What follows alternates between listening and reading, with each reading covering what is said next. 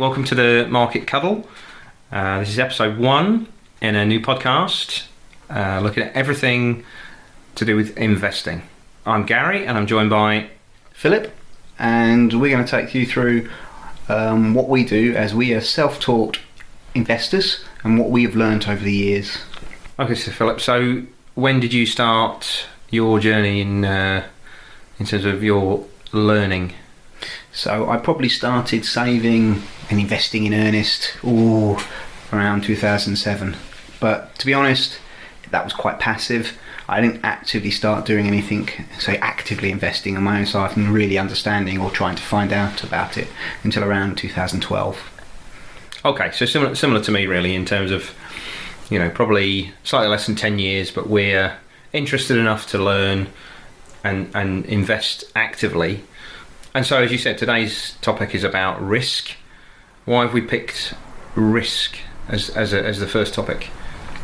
Well, personally, what I found over my journeys from teaching myself about investing, there's lots of different types of risk that affect different things, and there's no zero risk-free option. But most risks I didn't understand for quite a long time. But surely, putting your cash under the mattress or putting your cash in the bank, that's got to be zero risk, right? Well, I thought that until 2008, 2009, where we had runs on the banks in Britain. But yes, I mean, there's the loss of absolute risk of losing money, but there's also other risks to do with loss of against inflation, because with inflation every year, if your money doesn't grow by the same amount, it's losing money. And then you have opportunity risks where your bank suddenly has gone under, and although you'll get your money back, it might be several months to weeks before you get your money back, and that's money you can't do anything with. And so they are risks that I certainly didn't appreciate when I started back 2007, 2008. Okay, so I guess what we're saying is that there is no zero risk option, and even if you're putting your cash under your mattress, that actually by the very act of doing that you're just becoming poorer over time. If you live in a world with inflation, which unfortunately we do, yes, every day, every year it gets a little bit worthless. Okay, and so I put some money under the mattress for a year. What sort of loss am I going to make in that year? Well, if we take the Bank of England's target, which is to have 2% to 2.5% inflation, if they do their job correctly, your money will have lost 2 to 2.5% purchasing power. So it will buy you effectively 2.5% less next year than it would do today. And that's year on year, every year. And over 10 years, it can get to be a noticeable amount of money. 30, 40 years, it's a very large amount of money that you've lost relative to what you started with. Okay, so let's say we go to the other option that I talked about, which is you give it to your friendly bank manager. What are they going to do with that money? Are they going to make you money? Are they going to lose you money over that course of that year? Well, that's an interesting one when you say you give it to a bank, because historically, banks and building societies, most of them, they borrowed the money off you, the retail investor, and then they lent it to people, either big companies through corporate bonds to them, or to people who want to buy houses and called mortgages. But those bonds are over a long period of time, 25 years in the case of a mortgage.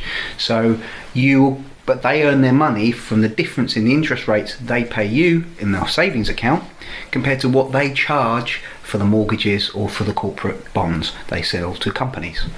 And these can be quite big percentage differences. Okay, but you said 2.5% on inflation. So let's just assume inflation is 2% in that year. You've given the money to your bank manager, and he's going to look after that for a year. After that year, what percentage change? What's happened to that money in that year? Well, depending on what type of bank account you give it to, you could range from anything from like 0.1% interest that year to maybe if you lock it up for a couple of years, you might be able to get 2-3% if you're really lucky. But the opportunities there, the risk you're taking is to get the higher returns, you're locking your money up. You just can't touch it. You can't get access to it if you need to. The other one is you might find you're only getting 0.1 and you can get access to it, but you definitely are losing against inflation.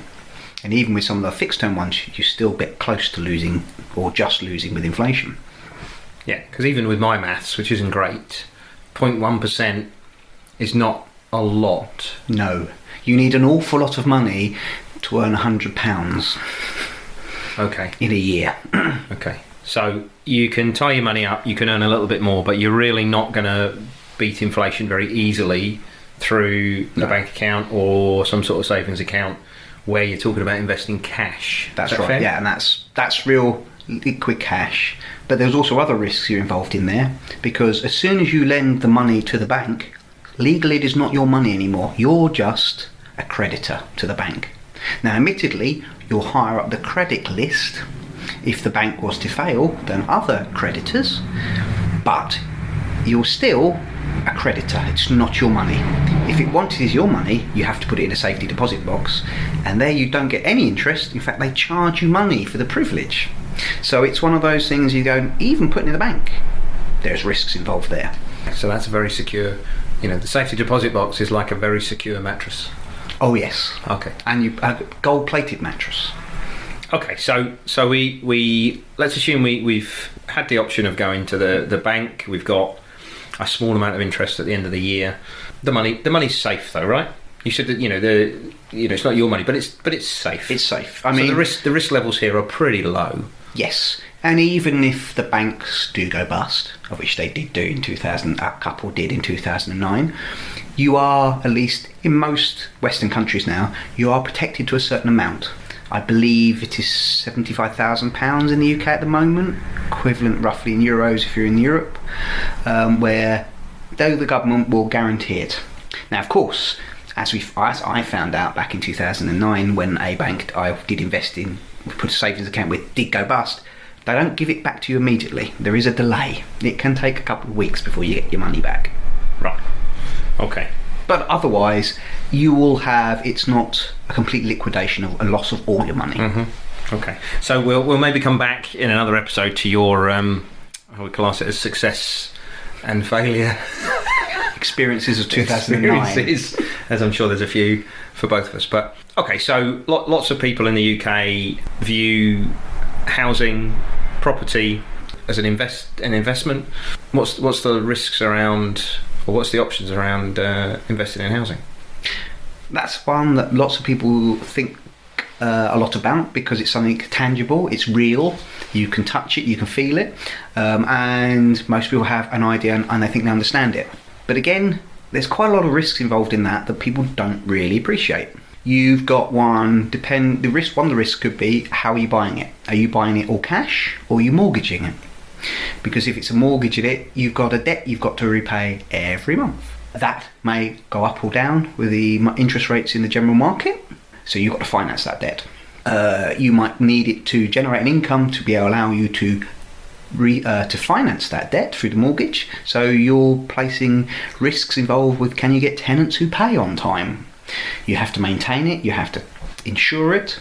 And you're assuming that the housing market is a one-way bet, it only ever grows.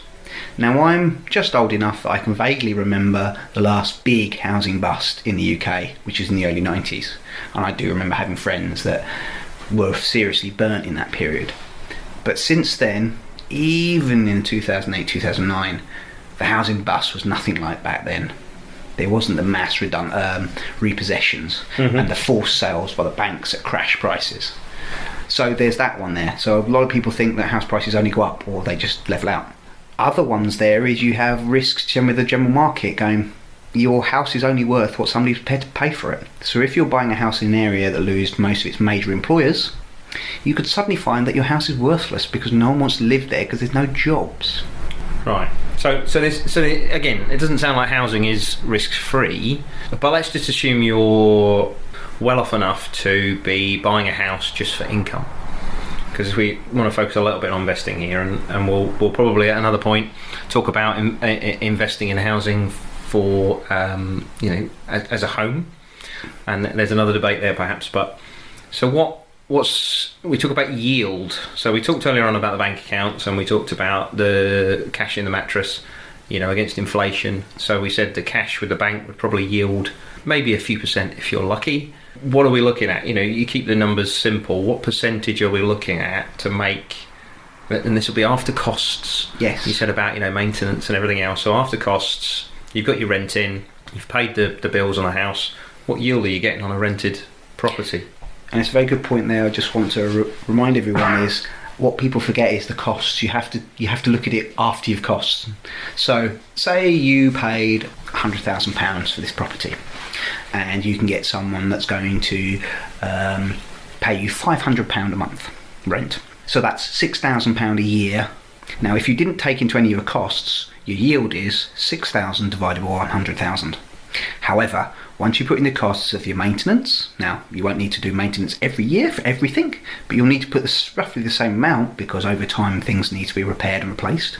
You'll have insurance as a tenant, as a landlord, which you must comply with. You'll have to pay taxes on any income you pay, of which their thresholds are lowering now because the government wants to change them and wants to go after that money. So you could be looking at something, so it all depends on what price you paid for the property and what price it costs to maintain and what price you get as his tenant pays you as his rent. So some areas you can get quite good yields, maybe 4 or 5%. Others, it can be very low, like certain bits of London can be quite low, a couple of percent, all because a lot of people have gone into that area to buy property for renting, so therefore you're competing with a lot of other people and they push the prices up and they've maybe suppressed the rent amounts. It sounds like we're looking at a better yield, a better percentage return than on a straightforward savings or bank account. So is there other forms of investing that will yield better returns? One more thing just to mention about housing or property for that matter is what you'll often find is when you need to sell, it takes time. Now, as I found out over many years, what the professional investing community tends to call this liquidity. So basically that just means how quickly it is to sell something or how quickly it is to buy something. Now, if you can imagine with property, such as housing, you can't sell it in an hour unless you've really made the price really, really cheap. It takes time to get people to generally go and get a mortgage to be able to buy it. Whereas if you're buying certain other investments, of which shares, which we'll talk about a bit later, they offer a different opportunity that you can sell and buy in minutes. So, we talked a little bit about housing there, and I think as we alluded to, buying a house as a home, my personal view is that it's a home to live in. I think lots of people look at that as an investment, and if you're perhaps a great DIYer, so you're good at do-it-yourself, or you are, buying a shell of a property, doing it up, and then you can either rent it or turn it for a profit, then that's fantastic. But that requires other skills, which lots of us don't have. So you talked about shares, stocks. That's another option, I guess, in terms of investing. You talked about 6%, maybe less on housing, all based on the purchase price. What do you get in terms of a return or a yield, as we said, on stocks, shares, a stock market type activity?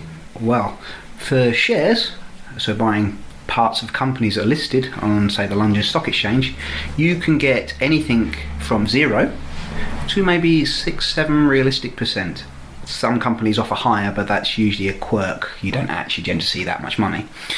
But companies out there, if you're actually getting a yield, it's because they're paying a dividend, which is money they return each year to their investors, their owners. That's one way you get the profits from the company. Now, not all companies pay a dividend. Some big famous ones such as Vodafone, British Telecom, BP, Shell, they're renowned for paying dividends mostly every year. However, there are other companies, such as they were usually considered technology companies or growth companies, where they didn't pay a dividend for years. One example was Microsoft. It's probably only about 10 years ago that Microsoft paid a dividend for the first time, and they've been around since the late 70s. So they were paying a good 30 years almost before they paid a dividend. So with shares, you either get money because they pay you a dividend, or because their share price increases because they do more business and the market generally thinks they're worth more, and that's where you get your capital growth. So it sounds like it depends, and it sounds like there's a lot more variability. But if you were to turn around and say, you said, we're putting the cash under the mattress minus 2%, we're putting the cash with the bank, let's say, plus 2%, we're putting money into housing, we said, well, let's call it 5%, maybe a bit more, bit less there, but let's say 5%. If you had to give us a figure on stocks and shares investing as an average, over, let's say, long-term investing, what percentage would you look to get over the long term? Well, there's been some research done on this topic, I believe, by Barclays, and they do a yearly report, and they're going back, looking at the British market, back to Victorian times, because we have that sort of data around on what companies are around and what they used to pay. And there was generally, when you're owning stocks and shares, if you're holding it for the long term, the averages were around about 7-ish% growth and dividends combined. Now, that period is very averaged. You had some very large, rapid growth, like you've seen in the last 10 years with the UK stock market, and some numerous crashes where it lost half its value for several years, such as 2009, 2010, the early 2000s, the early 1990s, the early 1980s, the depression in the 20s, the stagflation period in the 70s, to name but a few. Okay, so lots of risk potentially there, I guess. But you've really, sounds like, got to be in it for the long haul as an investor to ride out those, let's call them bumps in the road, for want of a better word. So I think from what we've described, you're talking about a scale there of yield or returns on that money. I think rather than picking any one of those, we would probably look at a balanced portfolio, which is a terrible overused phrase, but it's a little bit of all of what we've discussed would be good. Is there any of those that you wouldn't invest in? Well, that's quite an interesting topic at this current moment in time, because of course there's a very famous fund manager in England who's had experienced some very public problems just recently with several of his funds. And if you can't guess, that is Neil Woodford, as he's been in all the press just recently. But he's quite a famous and successful a fund manager, I think you would call him, wouldn't you? Yes. And some of the things, he was very famous and made a lot of money in the late 90s, early 2000s, even up to the middle of this decade. He's still making quite very good amounts of money he's made for his investors. But there's also one thing there it's probably worth talking about, is it's very difficult to do it to be right all the time. If you're one person, it's not easy to be right and get it right every time. Yeah, I guess if you're getting it right every time, you're probably not quite doing it with a straight bat, as they talk about. Yes, playing with a straight bat. Yes, the last financial crisis, there was a certain American who was found out that you can't get 10% every year for 20 years and be legit. Bernie Madoff was his name. Ah, yes, Bernie. Okay, so I think in terms of the risk around the various investing options we've talked around, and you've talked about the some of the issues you can have with investing in the stock market. I think coming back to the balanced portfolio, I guess there's one thing we haven't talked about today is, if you're not buying housing and renting, is buying housing, even if you're renting, which may sound an odd approach, something that you think is a good idea? Well, when people think of property, they just think of housing. Now, that is just one small fraction of the total property out there, because there is offices, shops, shopping centres, industrial facilities, bridges, roads, particularly in other countries where they have toll roads and toll bridges a lot. So those ones, they're usually, as you can imagine, to buy a skyscraper is hundreds of millions of dollars.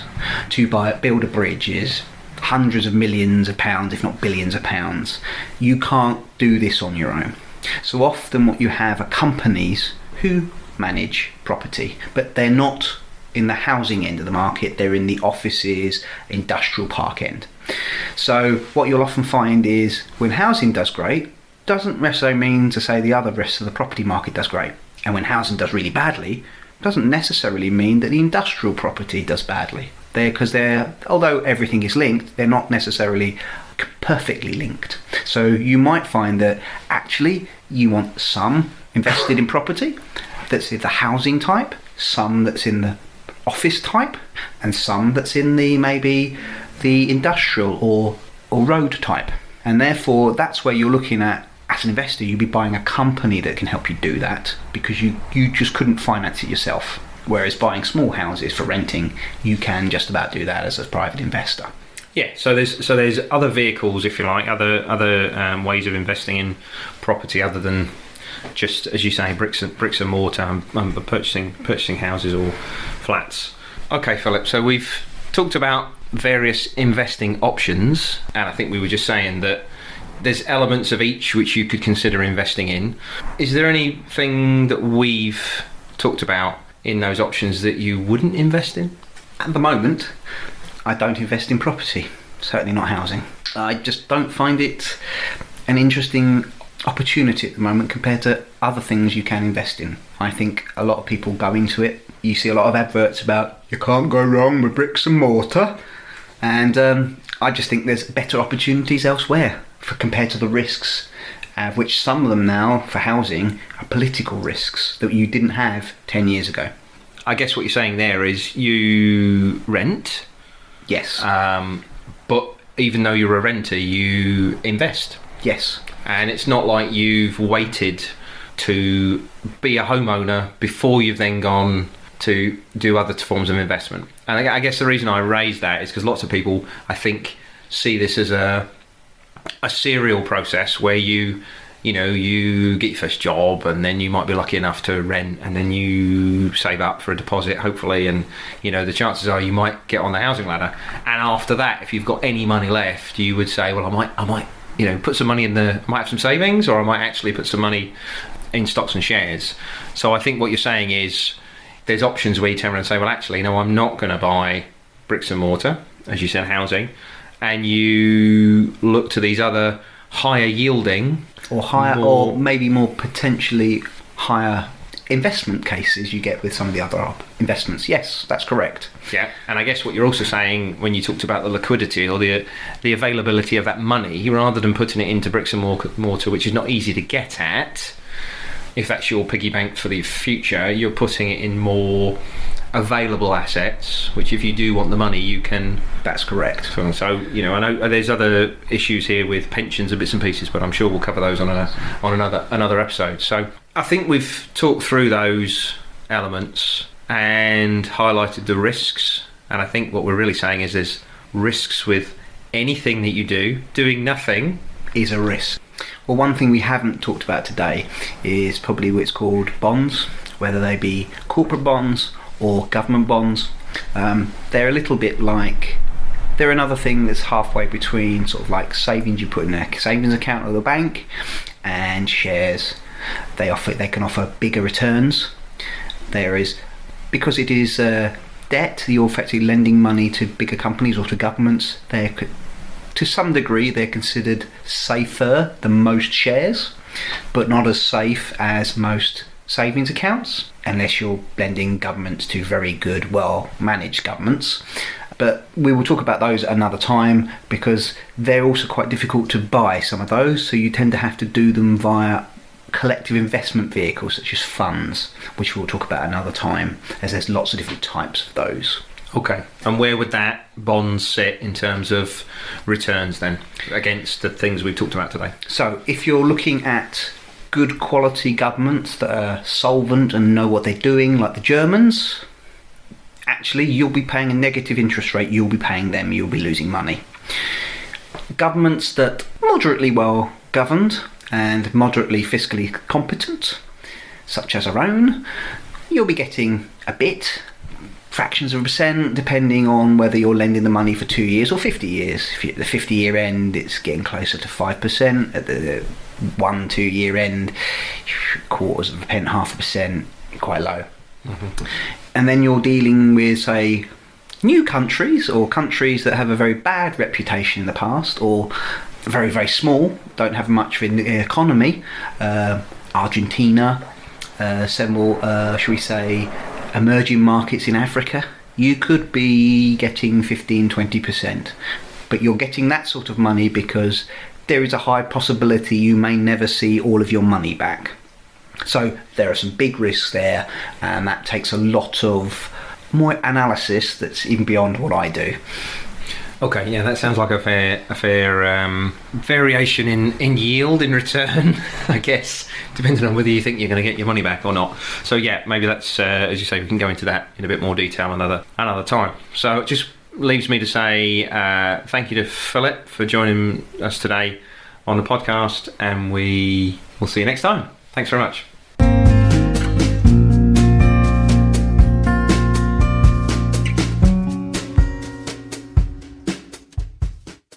This programme has been presented for information and educational purposes only.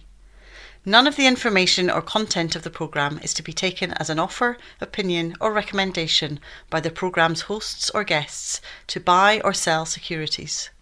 Nor is it intended to provide legal, tax, accounting, commercial or financial advice. Opinions and comments are based on information from sources believed to be reliable. All investing involves risk as prices go up or down based on a number of factors. Always consider consulting a financial professional before investing.